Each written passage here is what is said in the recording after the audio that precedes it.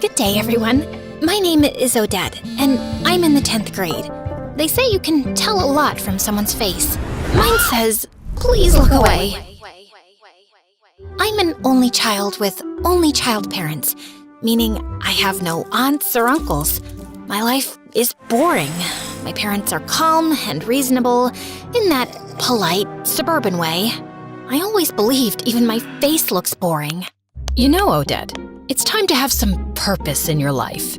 Well, I'm just waiting for the tragic twist in my life arc, because you guys didn't give me a dramatic backstory to work with. Okay, maybe start with a job? Yeah, Sharon, lead with that next time. Don't make it sound philosophical. You just want another income stream. Whatever. I'm going to my room. Where did we go wrong with our one and only? A few days later, I started babysitting. It was the worst decision of my life. I got an email from a woman saying she had a disabled daughter and needed someone to start immediately. She'd already left for work, but there was a note on the fridge with a list of instructions and $300 on the kitchen table. The daughter was quiet, sweet even. I gave her food, helped her to the bathroom, and for a few hours, everything was fine. Then, I started noticing things. Shadows in the hallway, footsteps behind me. You know, classic horror movie nonsense. Long story short, she wasn't disabled. She was just pretending, for fun. People are weird. Yeah, I think my purpose in life can wait. Maybe my purpose was to find a boy instead. I saw my classmates getting boyfriends and having cute relationships, except me. I have this friend in particular. Her name is Lila, and she genuinely loves boys. God created Adam and noticed he was bored. Imagine being in heaven and still feeling bored. So Eve was made to entertain him. Can't you see it? We girls are men's heaven. All you have to do is just smile and entertain them. But Odette, you're a frowny, boring little creature. Smile so you attract good energy. And by that, I mean boys. But I didn't know how to smile to attract boys. I didn't have it in me. Whenever I saw a boy, I'd just frown and keep my head down and walk away. I once tried with the new boy. He was wearing sunglasses indoors. I don't know if he thought he was famous or had an eye infection. Either way, I decided to smile. Are you sneezing or threatening me with your face? I stared at him, frozen. Okay, I'm calling you Snarly, like Charlie but with a snarl. People laughed, even me. That was Rafe. He went from being the new student to the popular one instantly. He had this annoying way of making fun of you and still making you laugh. From that moment on, he kept showing up in my life. Unfortunately, so did the name Snarly. Every girl tried to be his girlfriend, especially Lila. Oh, the heck she tried. He said he was waiting for someone special to have a relationship with. What does that even mean? He's a teenager, a popular, cool one. Just hang out with the prettiest girl in the school, which is me. But seriously, what's wrong with him? Maybe romantic guys do exist. Ugh, you're so naive. Anyway, what did your mom cook today? I smelled meatloaf, so that. Again? Hey, beggars can't be choosers. Hey, you! First of all, I really don't want to stay with that ugly stepmom of mine. Second of all, I'm doing you a favor. It's not like you found a better friend. The heck, you only have me. So shut up and get me some meatloaf. Lila didn't exactly have a calm life. Her dad was a useless, handsome man who somehow got tricked into divorcing her goddess of a mom, thanks to a stepmom so ugly she could curdle milk. Her real mom either ran away or fell into depression. We don't know. What we do know is that Lila never saw her again. Then one day, Rafe was playing in the final, super important basketball game of the year. Everyone was cheering for him. Some girls were even crying. If they lose, I'll spit on their faces. Except Rafe. He can spit on mine if it helps him release some of that frustration. Do you not have even a shred of self-respect? Everyone glared at me. Apparently, I was the fun killer and an idiot. Why are you like this? You don't have to take life so seriously. Just chill and enjoy the vibe. Then Rafe scored the final shot, and our school won. The crowd went feral. People were chanting his name.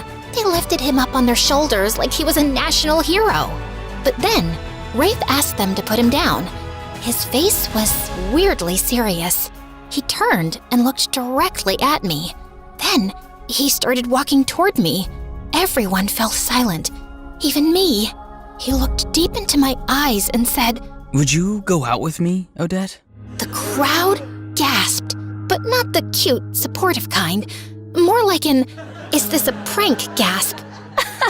Rafe, nice one. But Rafe didn't laugh.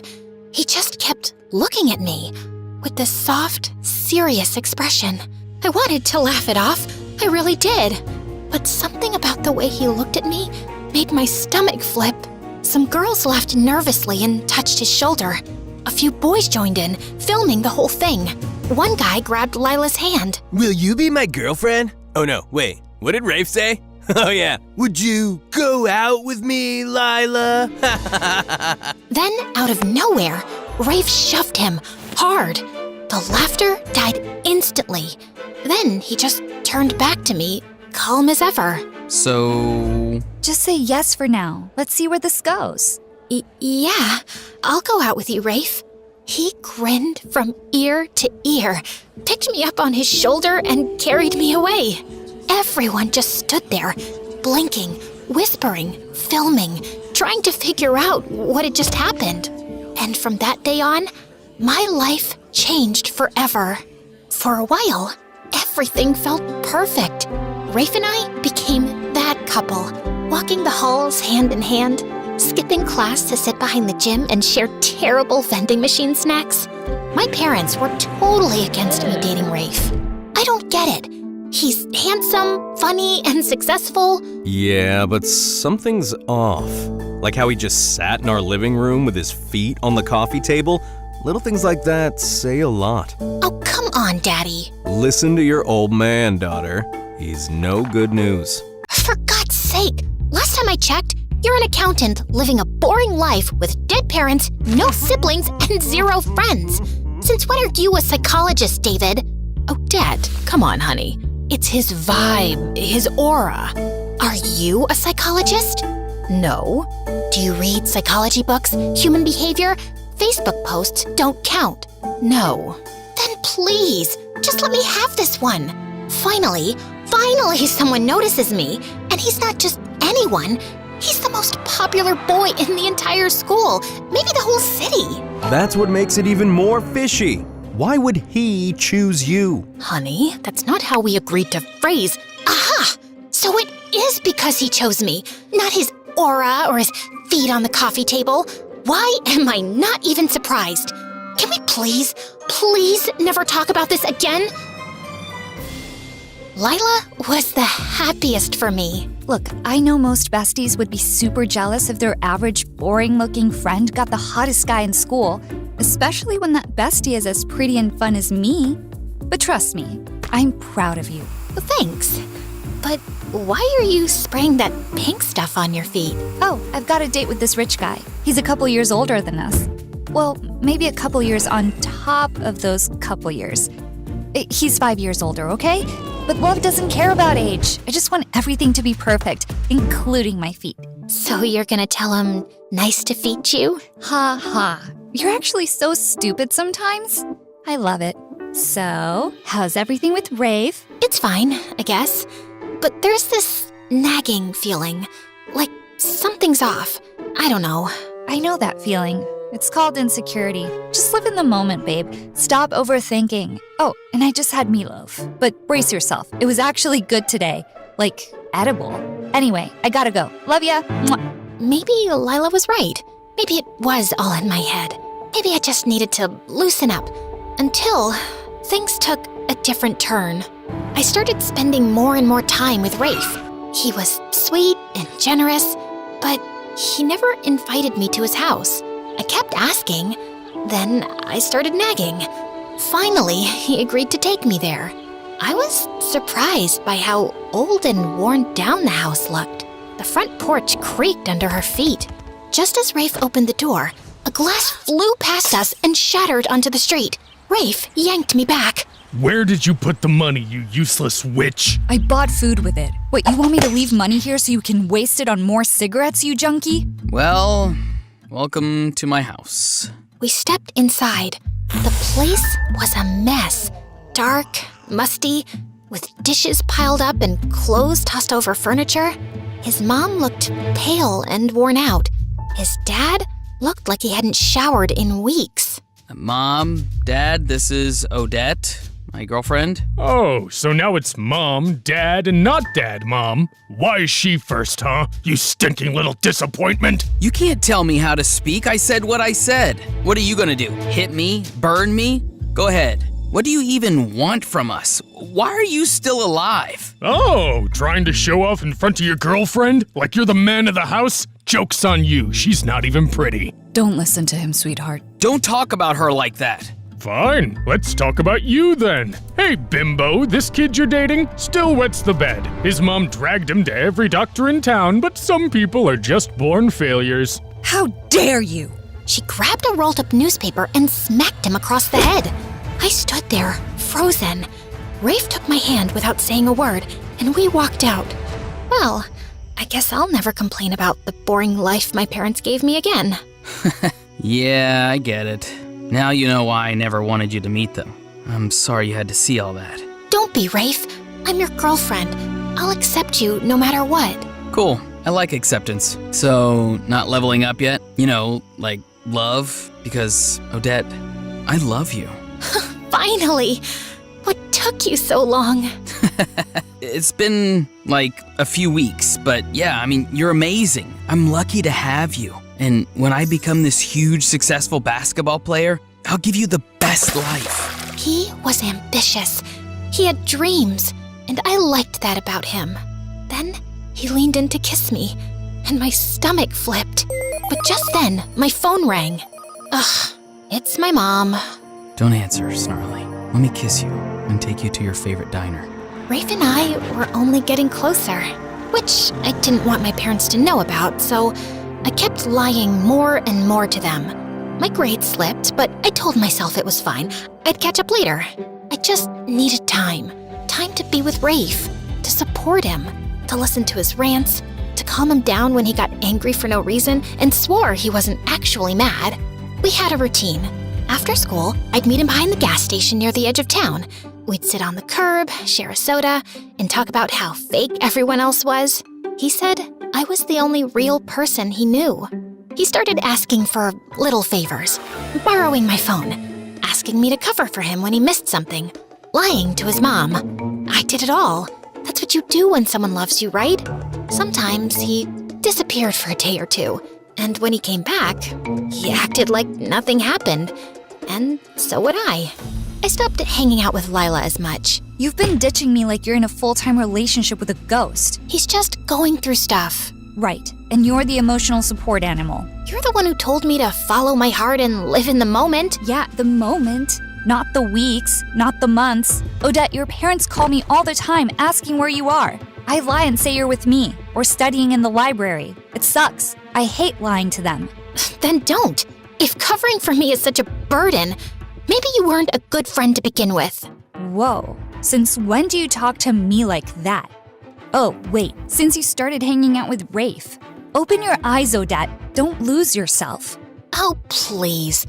Says the girl dating some guy 5 years older than her just because he's rich? You want to talk about self-respect? You know what? I'm done with this conversation. I'm leaving. No, wait. Stay. You love my parents. They love you. You feel sorry for them, right? You can play the perfect daughter they wish they had. I'm leaving. We have SATs coming up, Odette. Don't you care? You're ruining everything for yourself over that dumb jerk. Surprisingly, Lila got a good score on the SATs. I got an acceptable grade, but not good enough to get into nursing school like I'd always planned. Rafe didn't even take the test. He overslept that day. I can't believe Lila scored higher than me. I mean, yeah, she's not dumb, but I've always been the one with the better grades. Now I can't even apply to nursing school. I should have studied more. I told you we didn't need to go to the movies every single night, Rafe. Oh, so now it's my fault, Snarly? Babe, what's done is done, okay? Don't beat yourself up. Come on, I'll get you some pancakes. That always cheers you up. Rafe, where do you even get all this money from? I mean, yeah, I lend you some sometimes, but it's not enough to cover everything we do. Wow. So you think I can't survive without your little charity coins? First of all, they're not little coins. Oh, come on, I'm joking. You know I don't mind helping. I was just asking. No, you weren't. You were judging me, belittling me. Why do you care where the money comes from? I take care of you, don't I? I feed you, I spoil you. Isn't that enough? I'm sorry, babe. You're right. I didn't mean it like that. I'm sorry, okay? Tell me what I can do to make it up to you. You can come with me on a country tour. I got this RV from my uncle. We'll travel, see the world, hit every state. Just you and me. But what about college? And my parents? What about them? I'm sure your parents don't mind you having fun and taking a break from all the stress. And in college, you said yourself, you're not doing nursing anymore. Take an online course, finance or something. That's a good career too, babe. I told my parents I needed time to think about my future. They begged me to stay, but I'd already made up my mind. 2 weeks later, I was packing my bags and climbing into the RV, ready for my freedom. At least, that's what I thought it was. It was amazing. We went to places I'd only seen on TV. Nevada desert, Hollywood, coastal cities with overpriced ice cream, and strangers who looked at us like we didn't match. People stared, sometimes whispered, like they couldn't believe a guy like Rafe would be with someone like me. Once, a pretty girl asked for his number. He smiled and shook his head. Already got the best girl in the world. She scoffed and walked off. He never saw me watching, but for the rest of the day, I couldn't stop smiling. I once posted a picture of us eating instant noodles on the RV steps. The caption said, "Love in the little things." It got a lot of likes. My parents still called. Sometimes I answered, and sometimes they were just yelling, begging me to come back. Eventually, I stopped picking up. Once, in Wyoming, there wasn't much to do. I went to sleep early. When I woke up, Rafe wasn't next to me. I called him many times, and it went straight to voicemail. Evening came, and still nothing. I decided to look around for him. Just as I stepped out of the RV, a police officer, a woman, was walking up, about to knock. Miss Odette, you're under arrest. Anything you say or do can be used against you in court. What the actual heck? She flipped me around and cuffed me. I tried to resist, tried to ask what was happening. She didn't answer, just shoved me in the car. The RV is stolen. I mean, what else do you think we deal with out here? The Wall Street crash? What? It's not even mine. No kidding. That's exactly the problem. The guy who actually owns it just reported it's stolen, and he says you were the one driving it around. Can I make a phone call? I'm allowed one, right? Ugh, these movies. Everyone thinks they get one call. Fine, go ahead. Call the president if you want. I called my parents, and I prayed they come to help me out. What do you mean, arrested? Odette, where are you? Wyoming? Is that in Japan? No, honey, give me the phone. Sweetie, that's like 7 hours away from here. Yeah? And I'm your only daughter. We're coming, honey. Just stay strong. Just then, Rafe showed up. Where the heck were you? I ran to him, hitting his chest with both fists. The officer stepped in and pulled me back into the cell. You don't have to lock her up. I talked to my uncle. He's coming to sort this out. That jerk filed a report because I'm behind on paying him back. Where were you, Rafe? You've disappeared before, but this time I was alone in a strange place, scared. And your uncle reported you? Nothing about this adds up. I'm sorry, but I called my parents. I think I'm gonna stay with them for a while. No, babe, please don't say that. Don't give up on me. You're all I have. Please. I can't be without you. Don't make me beg. You already are begging. Is that part of your dream too? The one where you become a famous basketball player and give me the perfect life? Yeah. How's that going so far? Funny thing, I once had someone beg like that. I didn't give him a chance. Thought I was being smart. And then I lost him. Not saying what you should do, but some things haunt you. I hated how much that got to me. The thought of losing him, of him disappearing forever, made my stomach twist. I wasn't strong enough yet. Fine, I'll call my parents. Then let's go, babe, before they get here. As we walked out, the officer leaned in and whispered in my ear. How'd you land someone that hot? Good for you, girl. You know what might even make him hotter? Liking this video and subscribing to MSA like everyone else? I called my parents, but they had already booked their flight and were heading to the airport. When they landed and kept calling, I let it ring. Then I let it ring again. And then I stopped checking. 2 months went by, and the fun life I'd been living started to feel dull. My parents barely called anymore. I opened Instagram and saw that Lila had gotten into the nursing school I always wanted. She even posted a picture of her engagement to that rich, successful guy. Funny how I used to be the one with the bright future, while she came from a messy home and had this weird obsession with impressing men. That night, someone knocked on our door. Rafe started acting weird, like he didn't want me to see who it was. But I pushed past him and opened the door, and saw a bunch of dangerous-looking guys with tattoos on their faces.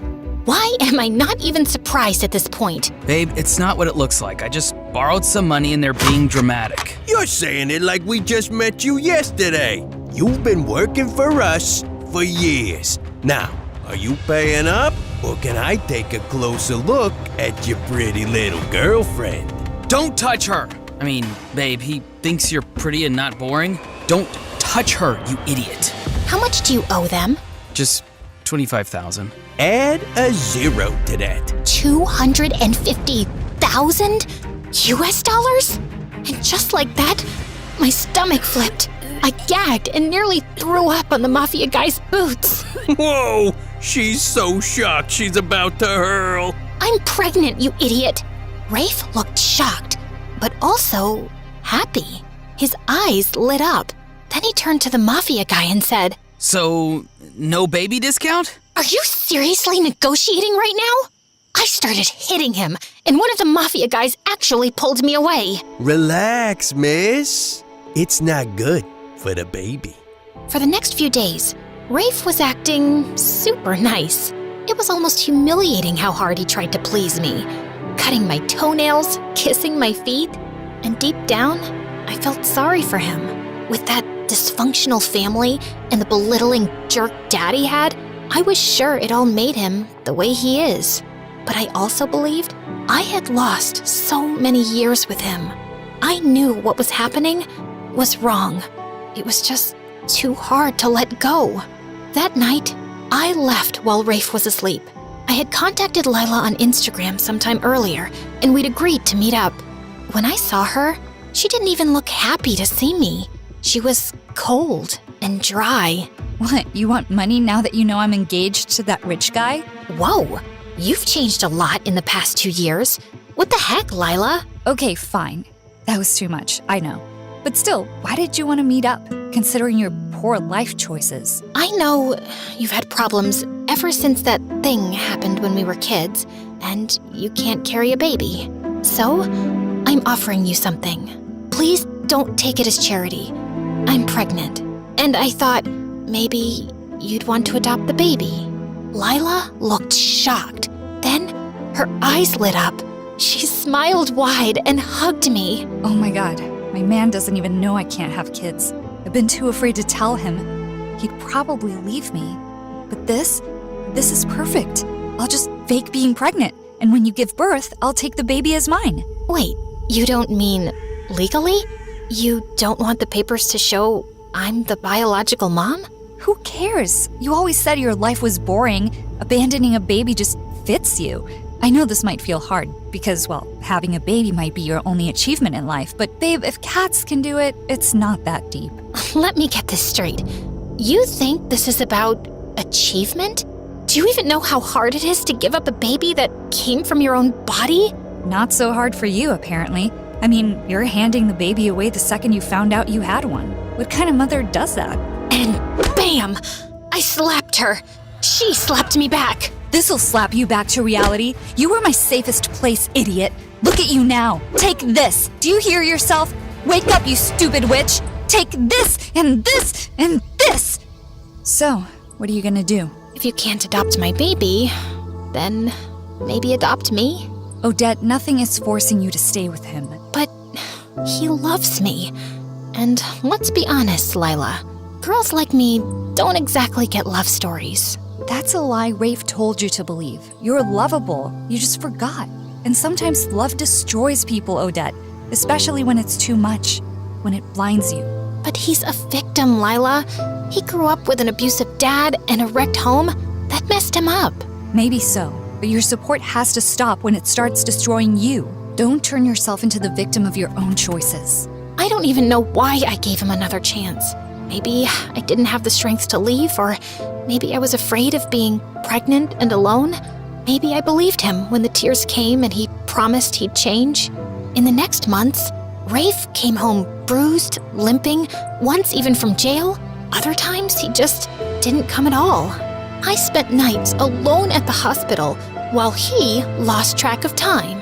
And when he did show up, it was with apologies and bruised knuckles, not flowers. Then one evening, I came home from a long hospital checkup to find him sitting outside the RV, staring into nothing. I have to sell it, the RV. I owe them and they want their money. Wait, what? No, don't sell it. I think I can help. He looked at me like I was a ghost, then grinned. You're gonna borrow money from your parents. Borrow. As if we'd ever pay them back. I didn't answer. What, are you gonna rob a bank or maybe call a friend that hates me? Just wait for tonight. You'll know. I love you, Snarly. What would I do without you? That night, I messaged Lila, asked her to meet me halfway. I told her I needed to go home, and she came and didn't ask me any questions. The drive was mostly silent. I watched the highway lights. She hummed softly. When we reached my parents' house, I braced for anger and shame. Instead, Mom opened the door, saw my swollen face and belly, and pulled me into an embrace so tight it cracked everything I'd been holding in. Oh, sweetie, welcome home. We missed you so much. I thought being loved meant being useful. I mean, why else would a handsome guy love someone like me? Dad draped my old blanket, the one I'd sworn I didn't need, over my shoulders. The next morning, I enrolled in online classes. Nothing grand, just something manageable with a baby coming, and a life to rebuild. Weeks passed. I got bigger, slower, tired. And then the baby came. It was a long night. Too long. I was sweaty, shaking, crying, maybe screaming. I don't remember half of it. But when the nurse placed him in my arms, everything went quiet. He was so tiny, red, wrinkly, angry at the world already. His eyes didn't even open yet, but mine did. I looked at him, and I swore, I'm going to give you the life I never had, the love I spent years begging for. You won't have to earn it. You'll just have it. I found out sometime later that Rafe had been arrested for attempting some robbery. I guess he'd gotten desperate to pay off his debts. I almost felt relieved. He was better off in jail than being killed by some criminal on the streets. And he was no longer my problem, because some people just can't be helped. But my mom was by my side, holding my hand. My dad brought me soup, and Lila sent a message that just said, I'm proud of you, idiot. And for the first time in years, I didn't feel like running. I was exactly where I was meant to be. Sometimes, the bravest kind of love is the one you give yourself.